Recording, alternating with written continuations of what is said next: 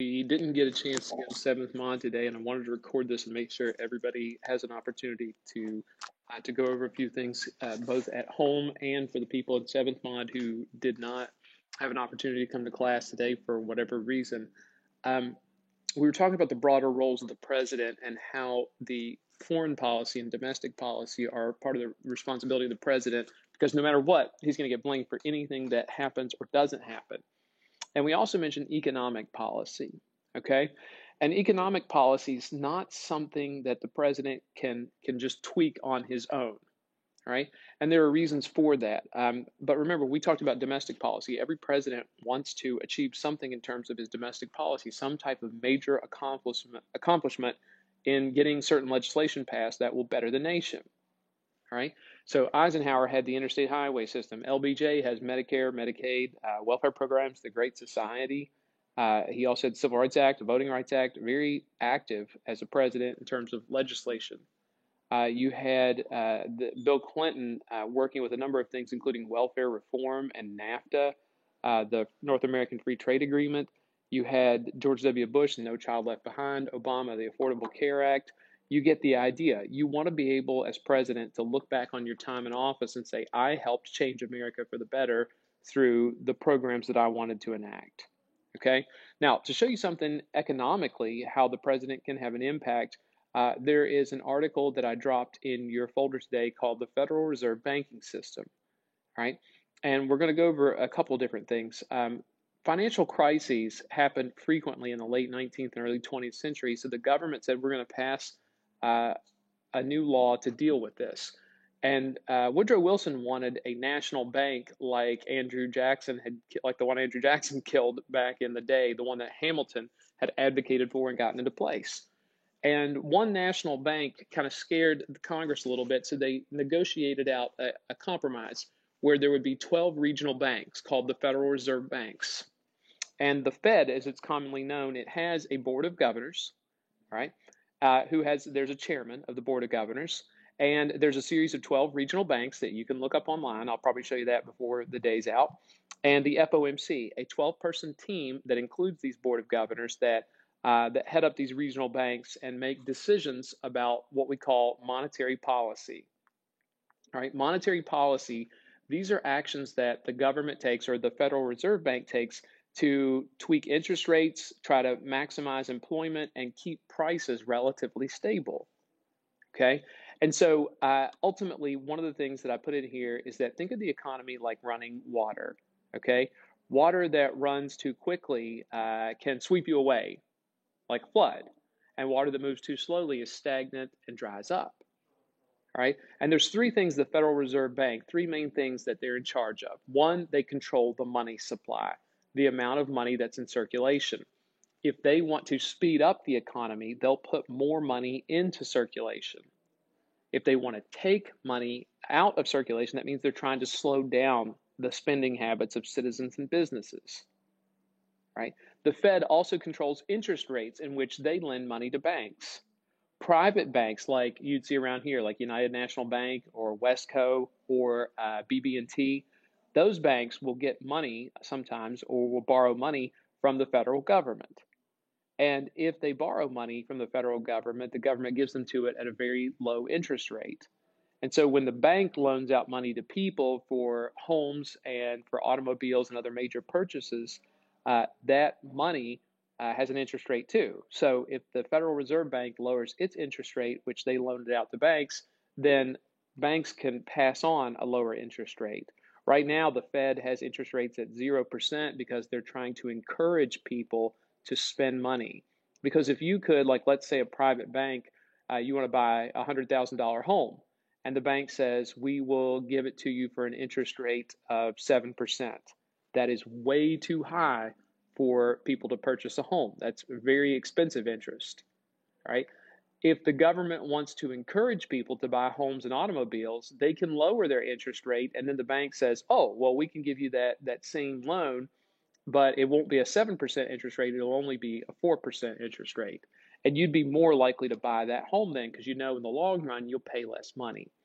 So they control money supply, they control the interest rates, And the Federal Reserve Bank requires private banks to keep a fraction of their cash in one of the 12 regional banks, right? To make sure that they've got enough cash, the Federal Reserve says, look, you can't loan out all your money because what if people show up to get their cash and you don't have it? So you have to keep some of your cash on hand with us so that if you need cash in a hurry, we can send it to you. We can give you a quick infusion of cash. All right. Now, here's the thing about the monetary policy and the Federal Reserve Bank. The president appoints these people, the Board of Governors, and the people who make up the Federal Reserve Bank.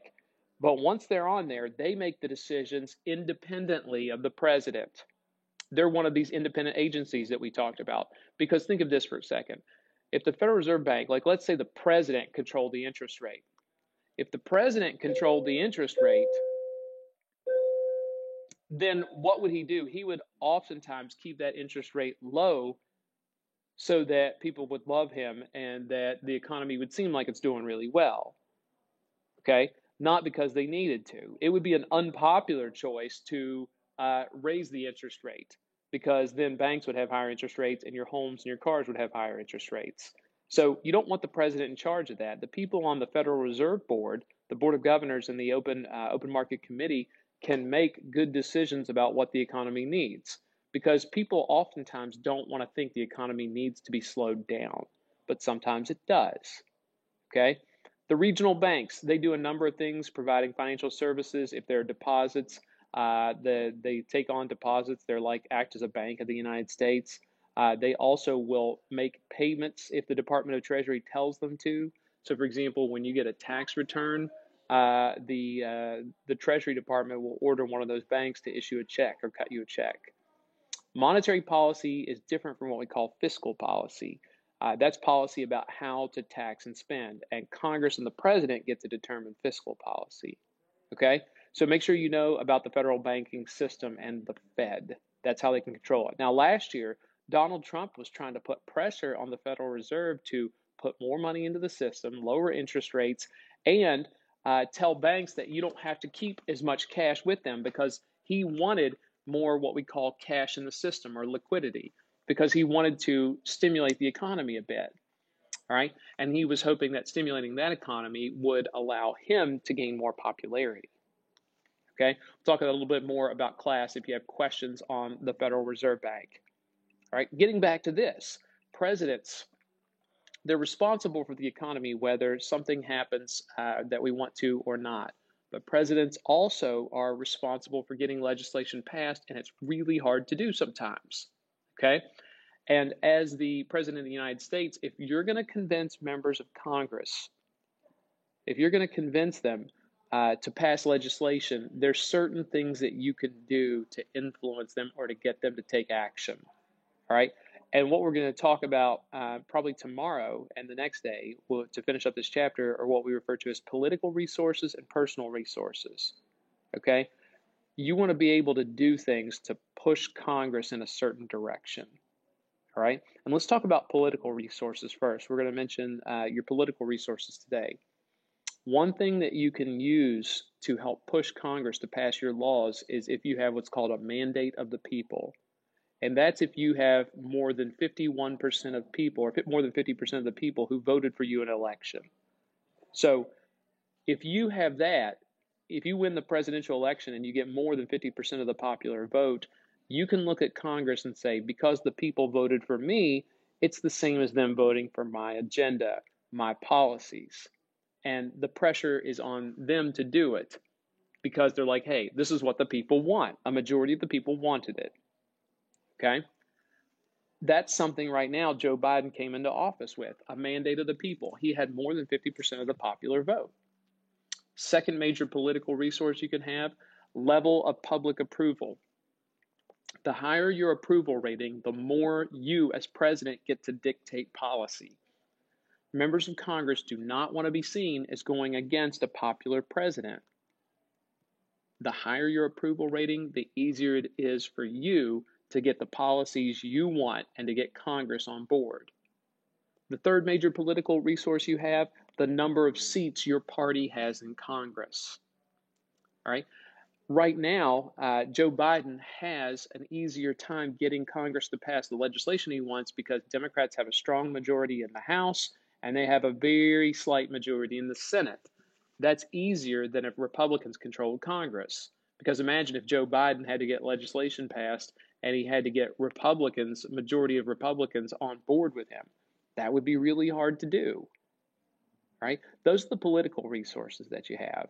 We'll talk about personal resources tomorrow.